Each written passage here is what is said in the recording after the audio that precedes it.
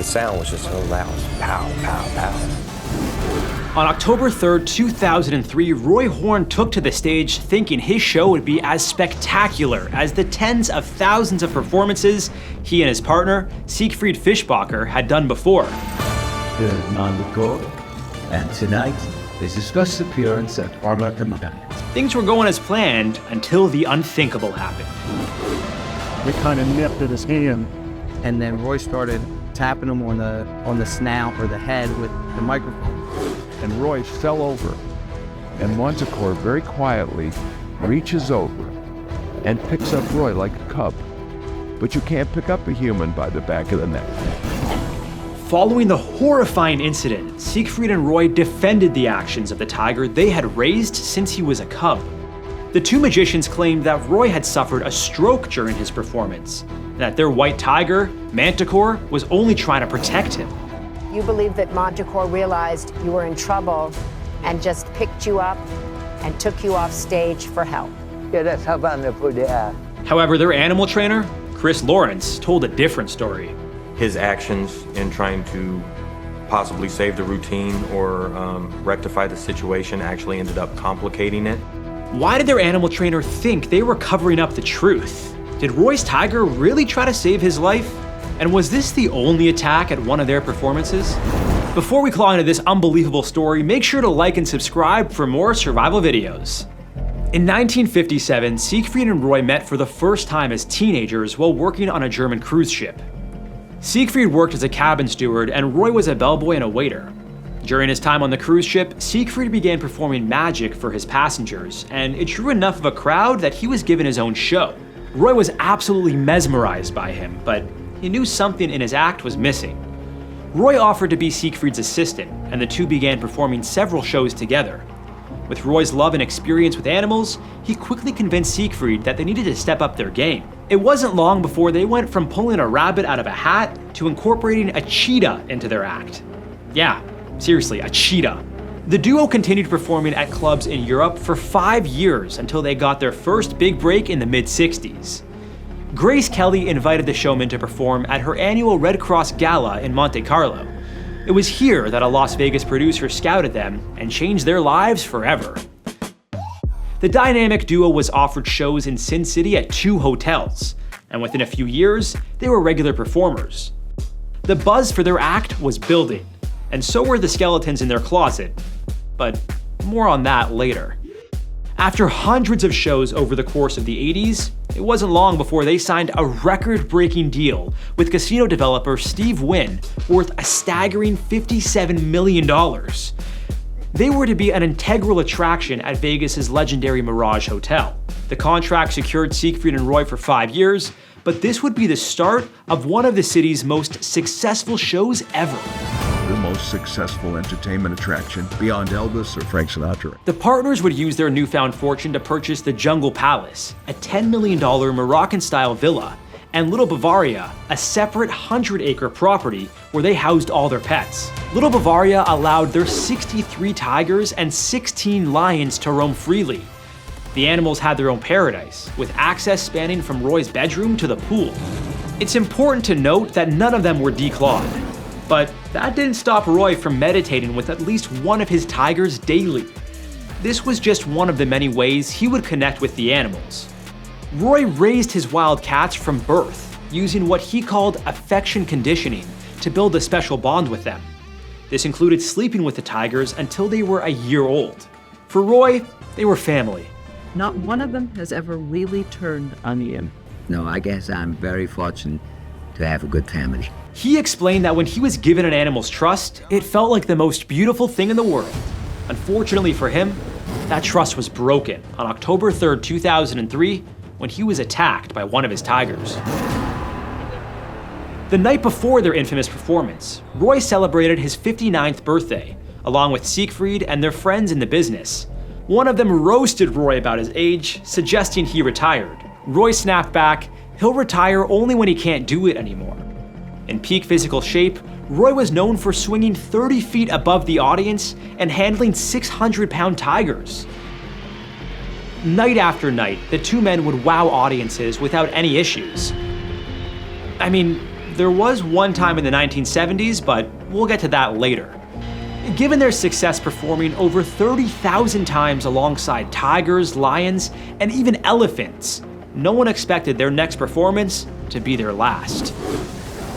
Around 8:15 p.m., about 45 minutes into their show, Roy brought out Manticore, a 380-pound white tiger born in Mexico. It's believed the tiger became distracted by an audience member and started making its way to the front of the stage. To calm the audience's nerves and get back to the routine, Roy joked that Manticore wanted to say hello to the crowd. Quickly, Roy stepped in front of Manticore, placing himself between the tiger and the front row, which was within striking distance. As Manticore continued walking toward him, Roy commanded the animal to lie down, but the tiger refused. That's when things went from bad to worse. Manticore then gripped Roy's right wrist with his paws. While trying to regain control of the tiger's chain, Roy used the microphone he held in his other hand to tap the tiger on the nose while yelling "release." At this point, the tiger obeyed Roy's command, but while struggling to pull himself away, Roy tripped over the tiger's leg and fell backwards. Within seconds, Manticore was on top of him. He then bit Roy's neck, shocking the audience and his longtime partner Siegfried, who tried to put an end to the chaos. Those who witnessed the show claimed that Roy was dragged 30 feet off stage by the neck, like a rag doll, with blood pooling everywhere. Once backstage, stagehands used the bottom of a fire extinguisher to physically hit Manticore on the head, which led to him releasing Roy. The tiger then went right back into his cage. While waiting for emergency services, a crew member was able to stop the bleeding from Roy's neck. Shortly after, it would be determined that the tiger's teeth had torn Roy's jugular vein, narrowly missing his carotid artery, which would have instantly killed him. Amidst all the chaos and Roy struggling to breathe, he made sure those around him heard what some believed might have been his last words: "Don't shoot the cat." A trauma team was assembled at the University Medical Center in Vegas, and the show's producer, Kenneth Feld, told more than 200 cast members that the show was done. Forever. They say what happens in Vegas stays in Vegas, but this wasn't the case for Siegfried and Roy. News of the attack spread like wildfire. Breaking news, one of the rare tigers that Siegfried and Roy attacked. The tiger that attacked Roy. Officials are reporting that Horn was attacked by one of those tigers. Within hours of Roy's rushed hospitalization, people started to gather outside both the Mirage and University Medical Center, anxiously waiting for updates. Many brought candles and were simply there to support one of Vegas's most loved performers. At one point, sources claim Roy actually flatlined and had to be revived while on the operating table. Other reports claim he was near death 3 times, but somehow managed to be wheeled out of surgery and into another unit of the hospital within hours of the attack. His windpipe was crushed, making it impossible for him to swallow or speak. To help him breathe, Roy was placed on a ventilator. Unfortunately for him, this was just the beginning of a long recovery. The following day, it was revealed he had suffered a pretty big stroke, in the words of his doctor, and was sent back into surgery. To relieve swelling in his brain, a quarter of his skull was removed. He was also paralyzed on his left side, leaving many wondering if he'd ever fully recover. Roy's neurosurgeon, Dr. Derek Duke, told the press it was miraculous that he was alive. Just weeks after the attack, Roy was airlifted to UCLA Medical Center, where he would continue his rehab. By mid-November, he was taken off of a ventilator and his motor skills continued to improve. Throughout it all, Siegfried was right by his partner's side, as he was during their tens of thousands of performances. Given the significant loss of blood Roy suffered and the extensive brain damage, many thought he would need assistance doing the most basic of movements, including walking. To no one's surprise, the idea of the two ever performing again was hardly even a thought. But that didn't discourage Roy, who knew they still had at least one more show left. By late January 2004, surgeons had removed Roy's tracheal tube, allowing him to eat and talk. And like magic, Roy was moving and walking again. Things were looking up for the two Vegas stars again, but an investigation into their show's safety took a turn for the worse. This wasn't the first time one of their animals attacked a performer. In 1976, before Siegfried and Roy had a residency at the Mirage, the two performed at the MGM Grand in Las Vegas. At one point, they were booked to work alongside a family of acrobats known as the Seven Alexanders. Back then, the magician's show involved a tiger, a lion, and two leopards, all kept in cages backstage near the rest of the cast. This included a 10-year-old named Sean Stanek, who claims he was attacked by one of Siegfried and Roy's escaped leopards just 20 minutes before showtime. There's a security guard, he says, you guys have to move. They're gonna start bringing animals in. And I heard a crash, and I looked, and I'm staring at the leopard. The cat saw him, they locked eyes, and that's when Sean knew he was in a lot of trouble. Fearing for his life, Sean ran down the hallway toward his dressing room, but the leopard quickly pounced on his back. He explained it felt like it was tearing at his neck, and with the help of his mother and other cast members, they got the animal off of him. When all was said and done, the leopard had bitten Stanek 14 times, leaving him with puncture wounds all over his neck and head. He would spend 3 weeks hospitalized and survived the attack. No thanks to Siegfried or Roy, who didn't even apologize for the incident. The family would sue the MGM Grand and the show's producers, but the media downplayed the entire thing, claiming Stanek was a juggler who suffered a scratch backstage. But this wasn't the only time the pair tried to change the narrative surrounding an attack. Just a year after Roy's terrifying attack on stage, he did an interview with People magazine claiming that his tiger Manticore was actually trying to save him after noticing something wasn't right. Roy believes that Manticore dragged him by the neck off stage to get help. Now, tigers are known to carry their cubs by the neck, but animal trainer Chris Lawrence doubts this was the case.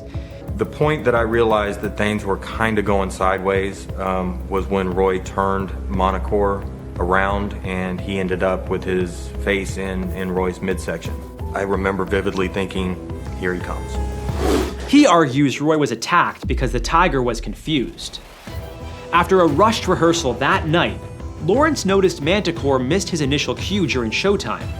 Roy tried to improvise, which agitated the tiger. Routine is everything when it comes to training big cats. I think his actions in trying to possibly save the routine or rectify the situation actually ended up complicating it. Lawrence also mentioned that prior to the incident, he was scolded by both Siegfried and Roy for trying to help in their performances. The two never wanted to own up to mistakes in front of a live audience. Roy also built up the illusion that he trained all of the animals himself.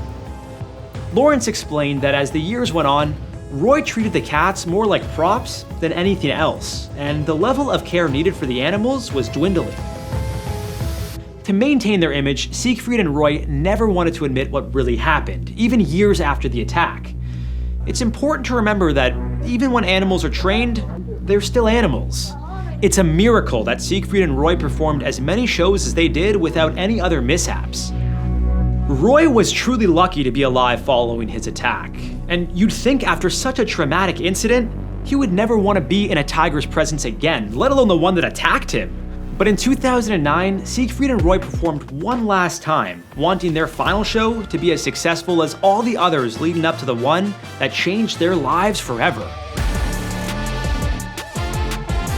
Although the two couldn't move as they used to, especially Roy, who was using Siegfried to maintain his balance, they still dazzled the audience. They made sure to include Manticore in their performance, showing that after all they had been through, the illusionists still trusted him. The topic of animals being held in captivity at zoos or for live performances has always been controversial. Especially after Tiger King swept the world during the 2020 pandemic, many realized how poorly big cats are treated in captivity. As for Siegfried and Roy, even after their shows finished, many of their ferocious pets were housed at an exhibition called the Secret Garden and Dolphin Habitat at the Mirage, where cubs would be taken away from their mothers shortly after birth. The dolphin habitat, well, if you can call it that, was more or less a big dingy pool. Although the pair claimed it was a conservation for the animals, many argued it was far from that, noting it was nothing like their natural habitat. It also didn't help that several dolphins died since the attraction opened, earning it the title the Dolphin Death Pool. Yikes. Since 1990, when it first opened, 12 of the pool's 22 dolphins unfortunately died. With scheduled performances required from the dolphins almost daily, it's believed their deaths could be attributed to the stressful and unnatural environments they were placed in. The Mirage shut down the exhibition in 2022 after receiving a ton of pushback from organizations like PETA, People for the Ethical Treatment of Animals. It's clear that animals in captivity, especially show animals, can be pushed to a breaking point. Roy was lucky to have survived his ordeal, as the same can't be said for Dawn Brancheau, a SeaWorld performer who was killed by Tilikum the orca in front of a live audience. Be sure to check out our video on that horrifying incident, and we'll see you next time, right here on How to Survive.